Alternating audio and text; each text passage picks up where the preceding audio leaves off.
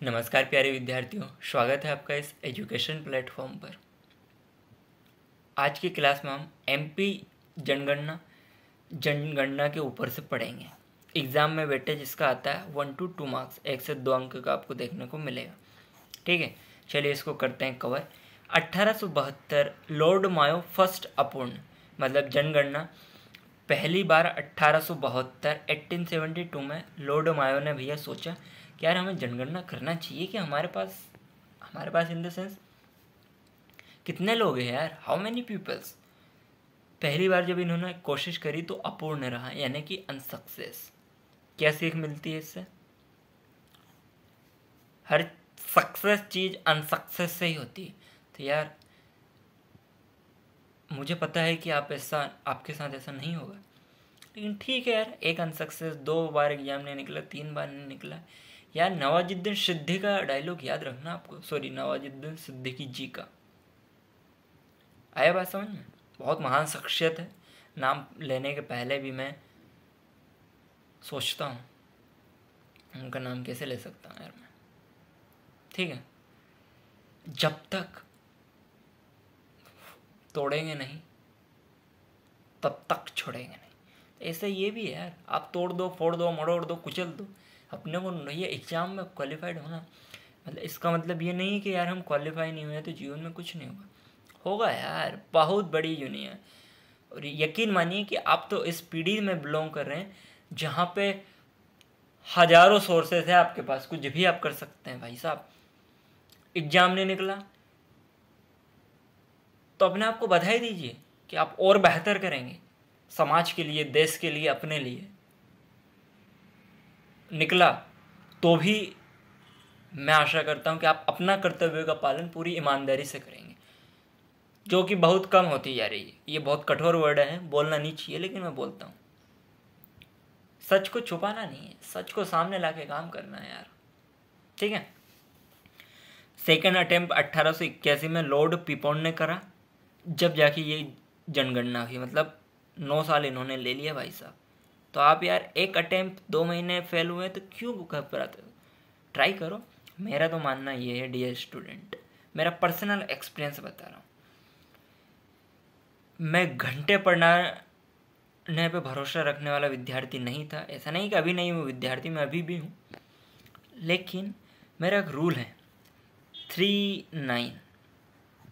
कोई सी भी चीज़ है आप उसको चूज़ कर लो, कोई भी है, एग्ज़ाम है, किसी भी क्रिकेटर बनना है, फुटबॉलर बनना है, एक्टर बनना है, ड्रामा, म्यूजिक, एनीथिंग एल्स, किसी भी इसमें ईमानदारी से आप अपना काम करेंगे 999 दिन तक कंटिन्यू। फिर बोल रहा हूँ, कंटिन्यू नहीं बोल रहा हूँ मैं, पर इतना समय आपने दे दिया, मतलब मोटा मोटा 3 साल हो जाएगा। ये एक ही चीज़ की बात है। अब तुम बोलोगे हम तो एग्ज़ाम की तैयारी कर रहे हैं, पढ़ रहे हैं, तो हमने भी तो 3 साल दिए। मेरी जान, 3 साल में कितने एग्ज़ाम भरे, कितने एग्ज़ाम के फॉर्म भरे? ये आया इसमें भर दिया, ये आया इसमें भर दिया। नहीं, अर्जुन की तरह क्या आपने फोकस रखा मछली की आंखों पर? नहीं ना यार। एक एग्ज़ाम सिर्फ एक को टारगेट किया और 3 साल तक उसी के लिए पढ़ा, उसी के लिए फॉर्म भरा, एनीथिंग एल्स। और फिर आपका अगर नहीं हुआ हो तो भाई साहब कमेंट सेक्शन में थोड़ा बताइएगा। शायद मेरी स्टडी गलत हो सकती है पिछले 24 सालों की। कोशिश करूँगा फिर से रीड आउट करने की, बट मुझे नहीं लगता, मैं दावा से बोल सकता हूँ यार। हाँ, अनसक्सेस हो सकते हो, लेकिन वो अनसक्सेस बस इतने अनसक्सेस हो गए आपकी 99% पास भी हो, मतलब सक्सेस भी हो, और 100% खुद का सेटिस्फेक्शन है। और आपसे बेहतर लाइफ को कोई नहीं समझ सकता। इस मकाम पे पहुंच जाओगे तो बताइए सफलता की वैल्यू बचती है क्या? अपने सिर पे मत चढ़ाओ यार नौकरियों को यार, चाहे जो वो भारत का या मतलब उच्चतम पद ही क्यों ना हो, आईएएस, अपने सिर पे नहीं चढ़ाना। 2 चीज़ें होती है, लेट गो और गिव अप। गिव अप करना नहीं है, और लेट गो जिसको हम मान के हर चीज़ को छोड़ देते हो, गिव अप ही होता है। लेट गो का मतलब ये है, आपने यूपीएससी का एग्ज़ाम निकाला, फोड़ा, आईएएस आपको मिला, 2 दिन नौकरी करी, 2 दिन भी नहीं करी भाई साहब, आपने फर्स्ट रैंक लाया, इन द सेंस आप आईएएस बन गए प्रॉपर।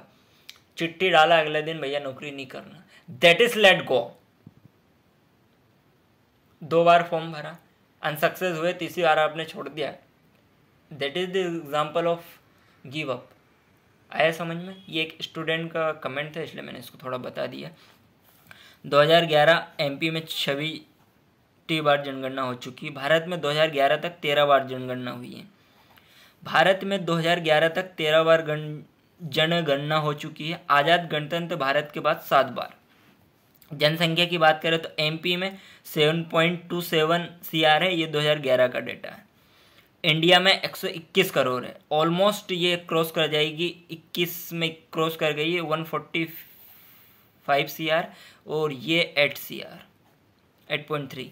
जनसंख्या घनत्व 236 पर किलोमीटर स्क्वायर है और 382 भारत में है।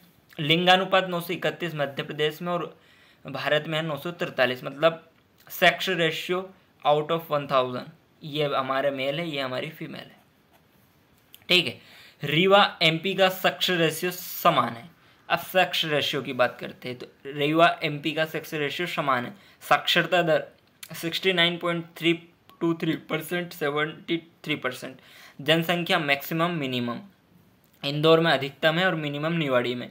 एरिया छिंदवाड़ा शागरपुर छोड़ो, इंपॉर्टेंट नहीं है। लिंगानुपात सबसे अधिकतम है बालाघाट में 1021 + 21 है, और सबसे कम है भिंड में, ठीक है, -163। अलीराजपुर दूसरे नंबर पर आता है 1011 है। डिंडोरी 1008 है।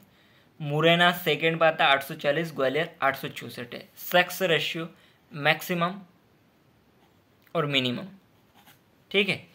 शिशु लिंगानुपात की बात करें तो अलीराजपुर में 978, डिंडोरी में 970, बालाघाट में 967 67, मिनिमम मुरैना में 829, ग्वालियर में 840, भीड़ में 843। घनत्व की बात करें तो अधिकतम भोपाल में 855 वर्ग किलोमीटर और न्यूनतम है 94 डिंडोरी में। इंदौर में 841 वर्ग किलोमीटर, श्योपुर में 104 है, जबलपुर में 443 वर्ग किलोमीटर और पन्ना में 142 है। जनसंख्या वृद्धि दर की बात करें तो इंदौर में 32%, ऑलमोस्ट 33% है, सबसे ज़्यादा, और सबसे कम अनूपपुर में है 12%, झाबुआ में 30%, भोपाल में 28%, बैतूल में 13% ऑलमोस्ट, और छिंदवाड़ा में 13+%। Got it?